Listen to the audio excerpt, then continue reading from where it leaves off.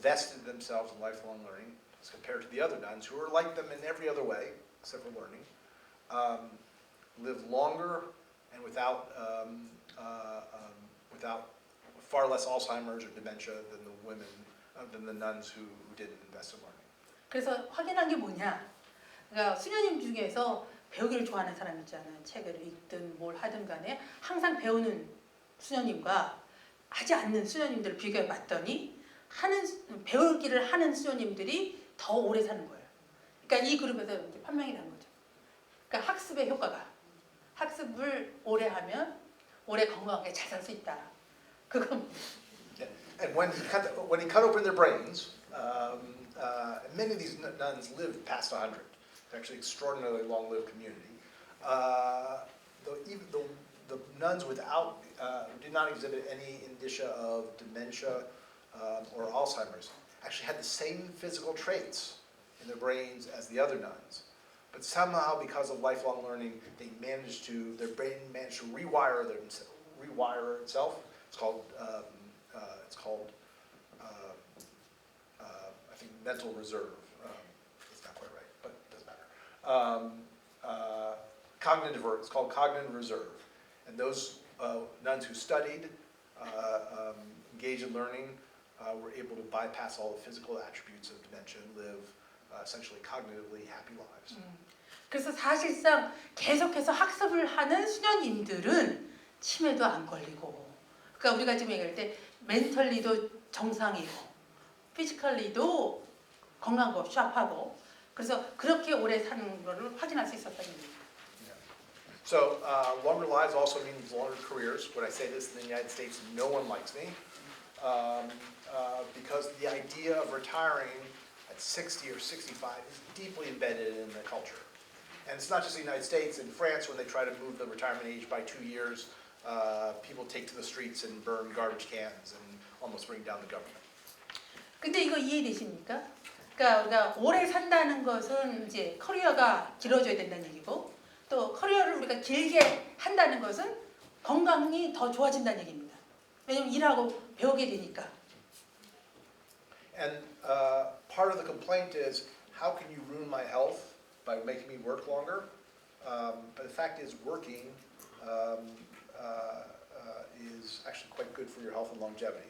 Not because the work itself is necessarily good, it might be, or it might not be, but the community of people you have around you is definitely good for your social connection, your social capital. And people retire out of work are often the loneliest people because they've lost the social connections of a lifetime. 근데 이 시사하는 바가 뭐냐면은 우리가 사실 길게 더 일을 할 수 있는 사람은 더 오래 살고 더 건강해야 하는데, 그 중요한 부분이 그 일 자체에서 오는 것도 있지만 일을 할 때 우리가 혼자 하지 않잖아요. 함께 하잖아요. 그러니까 커뮤니티가 있고 릴레이션십이 있다는 것 때문에 그래서 더 건강하게 오래 산다는 겁니다. But part of the challenge is not just working the same way you have your entire life, because most people don't want to do that. Different jobs, second act, third acts, using new technology. I'll be wearing one of these next week. I'm going to see the inventor. Using new technology to enhance work life is actually a pretty critical way if we think about longer careers and the new map of life. 그래서 사실 이걸 지금 보면은 우리가 근데 그러니까 오래 일한다는 것은 지금까지 해오던 일을 똑같이 한다는 얘기가 아니라, 그러니까 일을 하긴 하되 좀 다른 일거리를 찾을 수 있고 다르게 할 수도 있고, 그런데 우리가 들면은 육체적으로 좀 세약해질 수도 있지만 아까 이 로봇이나 이제 이런 것들이 우리가 많아진다는 거예요. 그러니까 육체적으로 안 된다 이런 말을 우리가 할 필요가 없다는 얘기입니다. 여러 우리가 활용할 수 있는 도구들, 기구들, 그런 테크닉들이 많이 지금 우리가 구할 수 있다는 얘기죠. But I don't need to tell you that because Korea, along with Japan, has by far the greatest number of people who work past the age of 65 already. 네, 그러니까 지금 보면은 65세 이상에서 일하는 인구를 봤을 때 일본이 1등, 한국이 2등. 꽤 높죠. All right, so just want to make sure. So one or two more thoughts, and then we'll talk. So of course, part of the challenge is in the places like the United States is social isolation, physical isolation that older people often have. How do you rethink the city for longer life? And a lot of countries are actually doing really interesting things. Barcelona is creating something called the social superblock, where they've actually closed streets, invested in intergenerational relationships, created volunteer organizations for people to look on neighbors, all in the idea of creating sort of a caring 10-minute community where everything can be walked to in 10 minutes or less. 그래서 사실 이제 우리 도시에서의 생활인데, 그러니까 이제 도시에서의 그러니까 우리가 지금 장수 이렇게 좀 이제 기대 수명이나 건강 수명이 늘어난 상황에서 도시의 삶의 상황을 우리가 어떻게 바꿔야 될까 할 때 지금 현재 도시에서는 노인들이 고독하게 그러니까 사회적으로나 심리적으로나 육체적으로나 이렇게 좀 힘들어서 고독하게 사시는 분들이 많은데 그래서 이제 그런 연구들이 많아지는 거예요. 그러니까 도시마다 그러니까 지금 그거를 어떤 블록을 정해서 이게 지금 근거리에서 이런 것들이 다 가능한 이런 차원의 도시로 바꿔서 함께 서로 돌보가면서 함께 관계해가면서 함께 뭔가를 생성해가면서 함께 잘 사는 이런 도시를 어떻게 만들까 이런 연구가 활발하게 이루어지고 있다는 얘기입니다. So this is Singapore. This is called the Queenstown Health District, where Singapore is building a city within a city, basically on all these models of how to reinvent the new map of life. Singapore is the most forward-looking country in the world on a lot of these issues, including on the intergenerational relationship. 이게 이제 싱가포르 사례인데요. 아까 우리가 창원시 부시장이라고 얘기하는데 이 도시 사례를 얘기하더라고요. 창원 부시장이 이제 창원시도 평상시 도시로서 많이 발전했는데 혹시 이 장수시대에서 좀 이렇게 좀 선진적으로 잘하는 도시가 있으면 어느 도시인지 좀 소개해달라 했더니 이 얘기를 하더라고요. 이 싱가포르. 그래서 이분이 지금 간대요. 2주 후에. 근데 거기서 하는 것이 도시 안에 또 도시를 만드는 거예요. 그 도시가 이렇게 함께 서로 세대 간의 교류와 세대 간의 관계와 그 안에서의 함께 만들어가는 함께 일하는 이런 것들이 가능한 도시라고 합니다. So one thing they're investing in is intergenerational relationships because they know that intergenerational relationships are actually good for both the young and the old. So Singapore is a little bit, because it's a command economy and a controlled society, they actually can do a couple things that most other countries won't. They pay kids to live near their parents. There's a tax incentive for it. And they also, because they own all the housing stock, if you're single, you can't get a new home leave your parents' home until you're 35. 그래서 실제로 우리가 이제 세대 간 사회로 가게 되는데, are you talking about Texas case? Yeah. So they actually give you a tax credit of like $2,000 to move within a tax, mile. okay. Yeah. Not Texas. 지금 아마 한 도시 사례는 우리나라에서도 많이 적용 가능할 텐데, 그러니까 지금 젊은 부부들이 집을 얻을 수가 없잖아요. 그래서 부모님 댁에서 사는데 부모님 댁에서 아이들을 할 때 그 부모님께 세금을 드리는 거예요. 그 아이들 돌보는 세금을 그 도시에서 그렇게 해서 요거를 좀 같이 그래서 이렇게 관계를 하다 보니까 같이 살다 보니까 그러니까 예전에는 다 떨어져 나갔잖아요. 우리가 핵가족해서 근데 이제는 점차적으로 함께 사는 가정이 많아지고 있는 거예요. 그래서 우리가 한 가정에 4세대, 5세대가 같이 모여 사는 가정도 많아지고 있어요. 그게 이제 젊은 사람에게도 좋고 어린 사람에게도 좋고 노인에게도 좋은 이런 도시 형태로 지금 바뀌고 있다는 겁니다. And they're also building their housing stock. There's no senior housing. There is multi-generational housing where there's places for seniors, places for families, places for young people. And they create a lot of projects which put daycare centers and senior centers together. But it's not just Singapore. Right here in Chengwan, we saw today a converted school where there's a senior center, the Happy Valley. You can tell the story. 행복마을학교. They know. 예.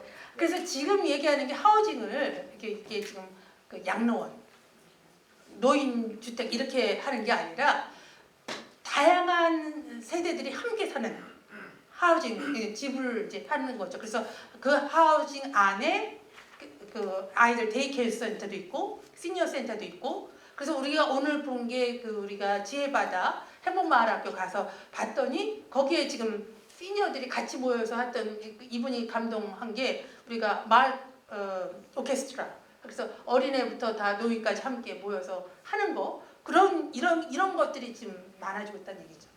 And we don't even have to leave what we think about intergenerational, talk about the value of intergenerational relationships, and people are doing it.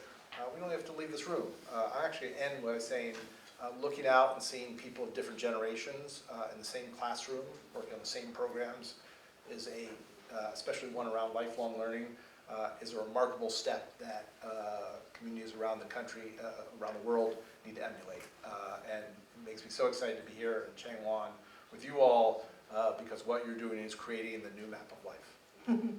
예, 우리가 오늘 식사 전에 우리 여갈라이프 비즈니스 학과의 우리 두 분이랑 같이 식사를 했는데 그 질문을 했어요. 우리가 지금 학습자가 같은 연령의 학습자들이 하는 게 아니라 다양한 연령의 우리 학습자가 20대부터 70대까지거든요. 같은 다른 연령의 사람들이 같이 학습하는 게 어떠냐라는 질문을 했을 때 두 분의 대답이 다른 연령이 하다 보니까 서로 배울 게 너무 많더라. 그냥 지식만 배우는 것이 아니라 인생에 대해서도 또 다른 다양한 경험에 대해서도 배울 것이 많아서 좋았다. 그냥 같은 연령의 사람들끼리 그냥 하는 것보다는 더 좋은 것 같았다. 그래서 이게 지금 우리 지금 100세 시대, 장수 시대에 맞는 삶의 지도를 새롭게 디자인하는데 하나의 좋은 사례가 아닌가? 그래서 우리가 창원 우리 특히 미래라이프 대학 이게 굉장히 지금 뉴 웹 오브 라이프를 지금 디자인하는데 굉장히 좋은 사례가 아닌가. 그래서 굉장히 감사한다. 이런 말씀 전하십니다. Now I'm gonna break things. Okay. All right. 오케이. So what's next? 자, 그럼 다음에 뭐 해야 될까요? So, oh no, I'm done. You're done? Yeah. That's, 오케이. yeah. 네. That's it. 지금 할 말은 다 했다 얘기합니다. 그래서 이제 우리 차례예요. 우리 이제 지금 들으시면서 질문하고 싶은 거, 더 알고 싶은 거, 한번 또 느낀 바 말하고 싶은 거, 어느 것이든 다 좀 적극적으로, 열정적으로 말씀해 주시기 바랍니다. 네. So just no need to get up. I just wanted. So in addition to being here to write a book, I'm also here because I host a podcast for Stanford called Century Lives, and I actually want to tape. I just want to warn you, I'm going to tape this Q&A. Actually, don't know if the mic will pick it up, but we're going to give it a shot. 자, 지금 이분이 그 스탠포드 롱제비티 센터에 들어가면 팟캐스트를 하세요. 그래서 이거 아마 녹음해서 팟캐스트를 좀 자원으로 쓰실 수도 있으니까 지금 녹음하려고 합니다. 오케이. 네, 말씀하세요. 네, 아까 그 수녀 그룹이랑 제수 그룹 두 그룹으로 이렇게 연구를 했다고 했지 않습니까? 네. 근데 이제 수녀 그룹에 대해서는 말씀해 주셨는데 네. 제수 그룹의 그 내용은 어떻게 되는지가 궁금하고요. 아까 제수 그룹이 그러니까 이제 학습 오케이. 제가 다시 물어볼게요. 이분이 그렇게 길게 설명하지는 않았어요. 그러니까 왜냐하면 제수 그룹이라고 하는 그 삶의 장이 그렇게 썩 좋지 않다. 그래서 영국 그룹이 그렇게 썩 좋은 선택은 아니었다 이런 얘기는 했었어요. 그러니까 제수 그룹과 이렇게 수녀 그룹을 두 그룹을 했는데 수녀 그룹은 이제 평생 학습을 통해 가지고 치매도 나아지고 그다음에 삶의 질도 좋아지고 그리고 수명도 연장됐다고 했잖아요. 네. 그런데 이제 이 과정에서 제가 궁금한 거는 사회적 격차, 그러니까 빈부의 격차나 그 다음에 소득의 격차에 따라서 아니면 직업의 격차에 따라서 사실은 이런 평생 학습을 누릴 수 있는 사람도 있지만 사실 못 누리는 사람도 있거든요. 그러니까 이런 사회적인 제도가 사실은 어떻게 보면은 수명의 연장을 더 가져가는 거 아닌가. 우리가 미국 같은 경우에는 빈부의 격차도 심하고 그런 사회적인 제도가 굉장히 격차가 심하다 보니 우리보다 이렇게 수명이 낮고 그다음에 한국은 이런 격차가 그동안 없다 보니 사실은 발전의 속에서 이렇게 수혜가 많아서 이렇게 되지 않았는가. 그리고 만약에 대한민국도 그런 격차가 커지면 오히려 수명이 낮아질 수 있는 문제가 생기지 않는가라는 궁금함이 생깁니다. Well, you raised two cases of nun and prisoners, Yes. and for nun's case that for nuns who are continuously learning, they had better life, longer life, Yep. healthy life. Yep. But he's asking, but if we had that social differentiation in terms of class and racial aspect, Yeah. and those social differences really make them not to participate lifelong learning. Yeah. So that's why US had such a poor life expectancy or health expectancy. And he's asking, what if in Korea we had that big social differentiation among people? Yeah. Then we had a similar problem like US. So, so there's no question that income differentiation and social differentiation has a great effect on life expectancy. Certainly it's true with, in the US, and I can only speak to the US,